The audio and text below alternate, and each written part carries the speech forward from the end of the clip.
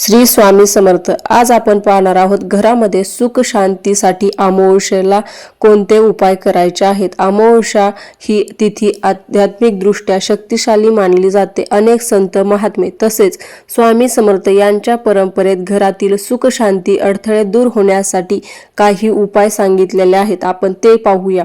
संध्याकाळी घराच्या देवघरात तुपाचा किंवा तीळ तेलाचा दिवा लावावा। दिवा लावल्यानंतर ओम नमो भगवते वासुदेवाय किंवा श्री स्वामी समर्थ नामाचा जप 108 वेळा करावा।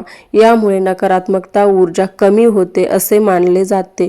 अमावस्या ही पितरांना समर्पित मानली जाते। शक्य असल्यास पाण्यात काळे तीळ टाकून पितरांचे स्मरण करा। यामुळे घरातील अडचणी कमी होतात आणि पितृदोष शांती होते असे मानतात।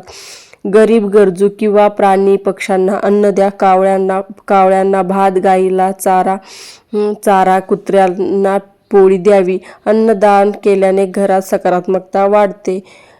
घरात नकारात्मकता वाढत असल्यास अमावस्याला पाण्यात थोडे खडे मीठ टाकून संपूर्ण घर पुसावे। यामुळे घरातील वातावरण हलके आणि शांत राहते।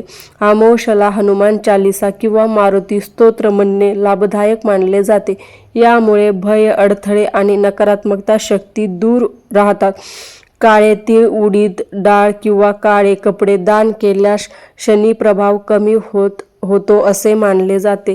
हे आहेत अमावस्याला आपल्या घरामध्ये सुख शांती आणण्यासाठी काही उपाय ते आपण करू शकतो। व्हिडिओ आवडला असेल तर व्हिडिओला लाईक, शेअर आणि चॅनलला सबस्क्राईब नक्की करा। धन्यवाद।